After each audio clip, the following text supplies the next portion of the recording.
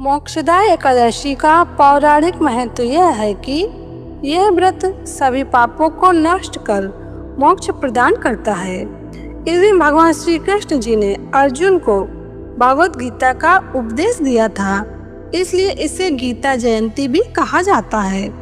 यह व्रत करने से भक्तों को मोक्ष के साथ साथ पितरों को भी मुक्ति मिलती है, जिससे वे शांति की अनुभूति करते हैं और प्रसन्न होकर सुख समृद्धि व वंश वृद्धि का आशीर्वाद देते हैं। तो अब समझ लेते हैं कि एकादशी का व्रत कब करना है। तो 30 नवंबर 2025 रविवार को रात्रि 9:29 से 1 दिसंबर सोमवार को शाम 7:01 तक एकादशी है। तो उदया तिथि के हिसाब से 1 दिसंबर सोमवार को एकादशी का व्रत उपवास रखें। मोक्षदा एकादशी व्रत कथा।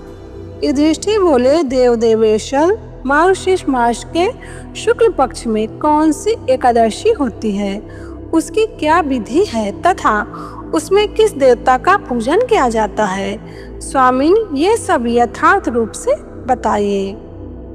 श्री कृष्ण जी ने कहा, नवश्रेष्ठ, मार्गशीर्ष मास के शुक्ल पक्ष की एकादशी का वर्णन करूंगा, जिसके श्रवण मात्र से वाजपेयी यज्ञ का फल मिलता है। उसका नाम मोक्षदा एकादशी है, जो सब पापों का हरण करने वाली है। राजन, उस दिन यज्ञ पूर्वक तुलसी की मंजरी तथा धूप दीपादि से भगवान दामोदर का पूजन करना चाहिए। पूर्वोक्त विधि से ही दशमी और एकादशी के नियम का पालन करना चाहिए। मोक्षदा एकादशी बड़े बड़े पापों का नाश करने वाली है। उस दिन रात्रि में मेरी प्रसन्नता के लिए नृत्य, गीत और स्तुति के द्वारा जागरण करना चाहिए। जिसके पितृ पापवश नीच योनि में पड़े हों, वे इस एकादशी का व्रत करके इसका पुण्य दान अपने पितरों को करें तो पितृ मोक्ष को प्राप्त होते हैं। इसमें तनिक भी संदेह नहीं है। पूर्व काल की बात है कि वैष्णवों से विभूषित परम रमणीय चंपक नगर में बैखानस नामक राजा रहते थे। वे अपनी प्रजा का पुत्र की भांति पालन करते थे। इस प्रकार राज्य करते हुए राजा ने एक दिन रात को स्वप्न में अपने पितरों को नीच योनि में पड़ा हुआ देखा। उन सबको इस अवस्था में देखकर राजा के मन में बड़ा विस्मय हुआ और प्रातःकाल ब्राह्मणों से उन्होंने उस स्वप्न का सारा हाल कह सुनाया। राजा बोले, ब्राह्मणों, मैंने अपने पितरों को नरक में गिरा हुआ देखा है। वे बारंबार रोते हुए मुझसे यूं कह रहे थे कि तुम हमारे तनुज हो, इसलिए इस नरक समुद्र से हम लोगों का उद्धार करो। दुजवरो, इस रूप में मुझे पितरों के दर्शन हुए हैं, इससे मुझे चैन नहीं मिलता। क्या करूं, कहाँ जाऊं? मेरा हृदय रुंधा जा रहा है। दुजितमो, वह व्रत, वह तप और वह एव जिससे मेरे पूर्वज तत्काल नरक से छुटकारा पा जाएं, बताने की कृपा करें। मुझ बलवान तथा साहसी पुत्र के जीते जी मेरे माता पिता घोर नरक में पड़े हुए हैं, अतः ऐसे पुत्र से क्या लाभ है? ब्राह्मण बोले, राजन, यहाँ से निकट ही पर्वत मुनि का महान आश्रम है। वे भूत और भविष्य के भी ज्ञाता हैं। नवश्रेष्ठ, आप उन्हीं के पास चले जाइए। ब्राह्मणों की बात सुनकर महाराज बैखानस शीघ्र ही पर्वत मुनि के आश्रम पर गए और वहां उन मुनि श्रेष्ठ को देखकर उन्होंने दंडवत प्रणाम करके मुनि के चरणों का स्पर्श किया।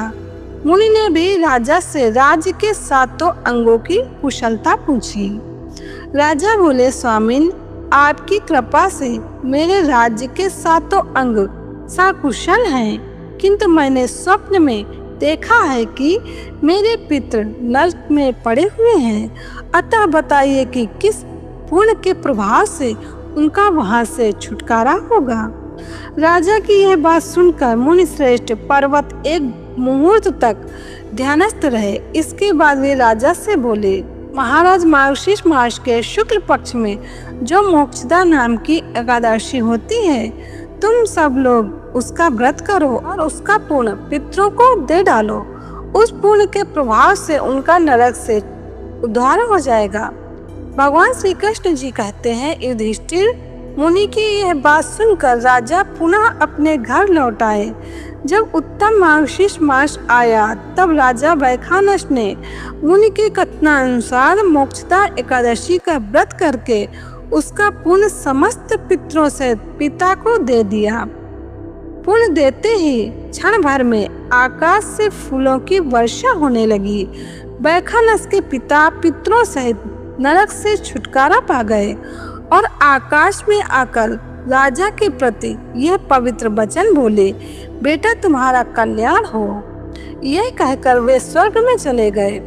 राजन, जो इस प्रकार कल्याणमयी मोक्षदा एकादशी का व्रत करता है उसके पाप नष्ट हो जाते हैं और मरने के बाद वो मोक्ष प्राप्त कर लेता है।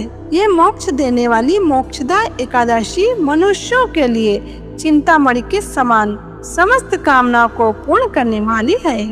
इस महात्मा के पढ़ने और सुनने से वाजपेयी यज्ञ का फल मिलता है। तो 1 दिसंबर को मोक्षदा एकादशी का व्रत उपवास रखें।